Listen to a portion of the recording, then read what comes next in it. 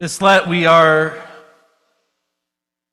looking at concrete yet simple spiritual practices that help ground us in a justice-oriented faith. But the practices we're looking at are also designed to be practical. They should inform our actions as we enter the world. And the practice I want to talk about this morning is the practice of respect. There is a tradition in Haiti, and with the violence occurring there now, I think this is a tradition we need to think on a little bit and maybe encourage the world to get back to. But there is a practice when you go to somebody's home, you call out the word honor. Before you go into their yard, before you cross the threshold into their property, you call out the word honor. Well, you call it out in the French Creole that they use. I'm not going to try to pronounce that, but in English the word is honor. And it is a way of saying that I come to honor you as I come to your home.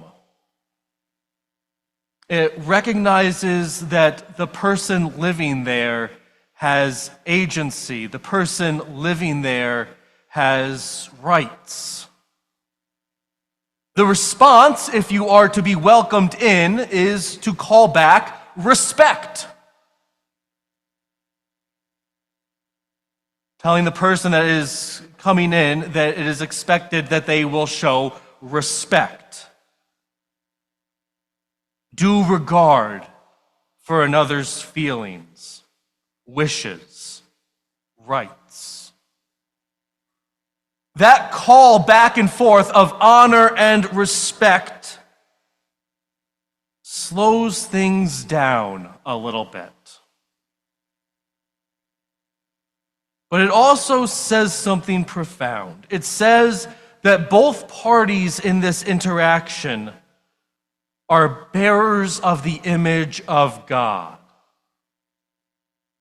and that we must treat one another with the utmost respect, not just because of our shared humanity, but because of our shared sacredness. As a spiritual practice, I want to invite us this morning to think of respect in three different movements. And the first movement of respect I want to talk about is Janet's story. Janet is a grandmother living in Florida. And every year she would go to Christmas Eve service. And one year she goes up to her pastor after the service, kind of disappointed, because she says every Christmas Eve seems the same. She goes to the same Christmas Eve service every year. They sing the same songs, they tell the same stories, and every year it just starts to kind of seem the same. And she was looking for something more. So she's a grandmother, so she was very diligent at baking at Christmas time, as many grandmothers seem to be. In fact, that Christmas she had gone through 85 pounds of flour in her baking. So after that disappointing Christmas Eve service, she decided she was going to do something different. She gathered her family, her grandkids, and she went out to some of the local homeless encampments in her city to bring the people experiencing homelessness there Christmas cookies. And as you can probably imagine, some places she was welcomed in with open arms, and some places she and her family were rejected. But they end up going to this one place that they knew there was a homeless encampment in the wooded area here, even though she had never seen it because the trees were dense enough to hide the encampment from the road. But as she pulls up to this area, she sees a light. There's somebody out there in the woods with a flashlight. And this person greets Jeanette and her family and invites them to come to the camp. So they go through the darkness, and eventually they see a fire. And they recognize almost 75 people gathered around this fire on Christmas Eve. And they're invited to sit there for a while as these people experiencing homelessness share their stories over Christmas cookies. Her family hears stories of addiction. They hear stories of loss. They hear stories of trauma. They listen to these stories. And in the act of listening, they start a relationship based on respect. It was a different way of celebrating Christmas Eve, but in a way it was more incarnational. And that's the way I want us to think about listening. If we are to truly listen to one another, our listening has got to be incarnational. John chapter 3, which Dick read for us a moment ago, gives us one of the most beautiful images of the incarnation. That God's intention in the incarnation was to love us up close. When I say that we need to listen incarnationally, what I mean to say is that we need to listen up close to one another. Right now, as you are probably aware, there has been some spirited discussion going on in Oneonta regarding some property on Market Street. Rehabilitation Support Services has a proposal for some of the property there, and in the last few weeks there have been a number of public and private debates over this proposal. I know several members of our congregation have been involved in some of these discussions. And a lot of talking has happened. But I have to wonder how much listening has gone on. And more importantly, how much of that listening has been incarnational listening. How much of our listening to one another has been listening up close? A lot of times when we listen, we do it dispassionately from a distance. We listen to other people tell stories. We listen to other people have concerns that don't involve us. We listen from a distance. We put up a barrier between ourselves and the people who are struggling in this world. If we are to listen incarnationally, there is only one way to do that. It is by becoming involved in one another's lives.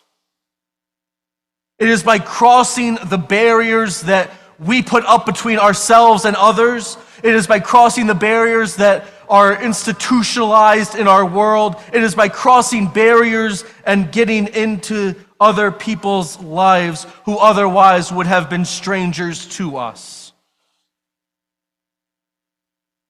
When we listen incarnationally, we listen up close. If our desire is to help others, if our desire is to work for justice in the world, then one of the primary things that we must do is listen. Listen to the experiences other people have of life. Listen to the stories that other people share. Listen to the struggles that other people go through. Like Jeanette going to a homeless encampment and listening to the stories of the people living there. The second movement of respect is avoiding cheap compassion. If you've studied any of Dietrich Bonhoeffer's work, he came up with this idea of what's called cheap grace. He suggests that many people want to experience grace but don't want to go through the work of personal transformation in order to experience it. They want grace to be cheap and come at no cost to themselves. Something similar happens, I think, with compassion. Cheap compassion is what comes about when we don't do the work of respecting one another. Maybe we could think of compassion as something of a spectrum. That if I have compassion without respect, I might treat you how I think you deserve to be treated. If I have compassion and a little bit of respect, I might treat you how I think you ought to be treated.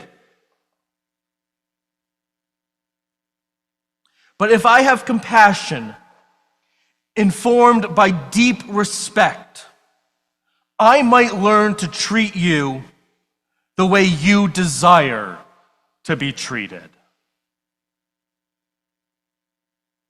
The move from cheap compassion to costly compassion happens through personal relationships. I do not know any other way to do it. It cannot happen from a distance. It cannot happen just because we feel bad about a certain injustice in the world. It only can happen, as far as I know, when we form deep personal relationships with other people, recognizing that they live different lives than we do, but lives of equal sacred worth. And that all of us together share the sacred image of God, and that we are all of inevitable sacred worth. Dr. King wrote about this in his reflections on the Montgomery bus boycott. He wrote, "Men often hate each other because they fear each other. They fear each other because they don't know each other. They don't know each other because they cannot communicate. They cannot communicate because they are separated." Respect is built when we engage deeply with one another, when we learn to communicate with one another. The third movement of respect is respect comes about when we promote human rights.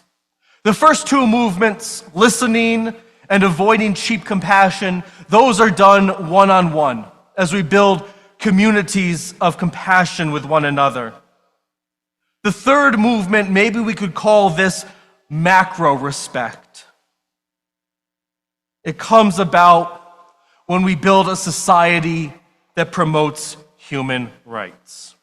I come into this church most days. I walk over here from home, and I come in most days through the courtyard entrance over here. And if you come in through that entrance and you gaze upwards, you'll see two banners above that door. One is the church banner there with our beautiful church name on it, and a reminder that this has been a reconciling church for almost all of my life. The second up there is a banner that says Black Lives Matter. They are two reminders that our culture in general, and the Methodist Church in particular, have not always had the best history of promoting rights in marginalized communities.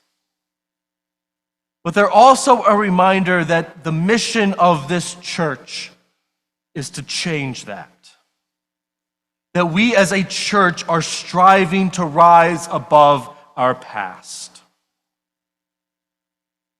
Core to respect is acknowledging, advocating for, and securing the rights of all people, not just in the language that we use, but in our practice.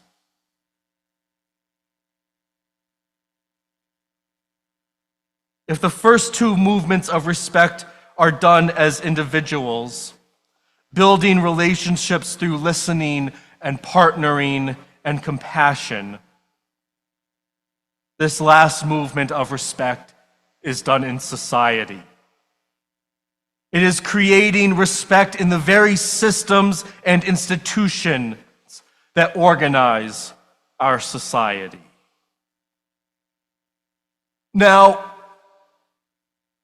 when I think of spiritual disciplines, if you were asking me a year ago to make a short list of spiritual disciplines, I would not have put respect on there. If you were asking me to make a long list of spiritual disciplines, I probably still would not have put respect on there as a spiritual discipline. Maybe you're like me. Maybe when I said that respect is a spiritual discipline, you asked yourself, how?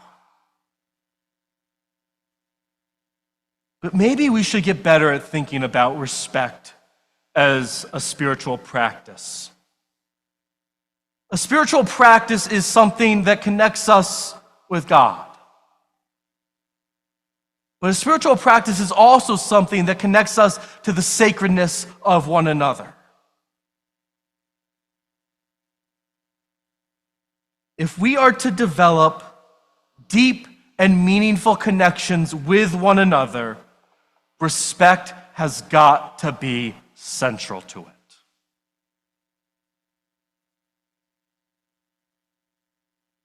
If you've been paying attention to some of the violence that's been happening in Haiti lately, you'll understand why maybe I started with talking about their practice of respect and honor. That if that becomes the foundation of the way we treat one another, if we hold true to something like that, respecting and honoring one another, maybe we will see a world where violence happens less often, where lives are respected not because they have earned it, but simply because life is a gift from God. If nothing else, following that pattern of respect and honor slows us down and forces us to think about one another, if only for a moment. It helps us move from thinking about ourselves, our needs, our wants, our desires, and asks us to think, how should I care for someone else? I would invite us this Lent to be very intentional about showing respect for one another. And very intentional about seeing how respect transforms lives. I'm going to invite us to be in prayer together. Wondrous and gracious God, we come as a people who don't always know how we should treat one another. We get so caught up in the minor details sometimes that we forget the big picture, that you are creator of all, that all of creation bears your image. And simply because we bear your image, we are all worthy of great respect. Lord, I pray this in Christ's name. Amen.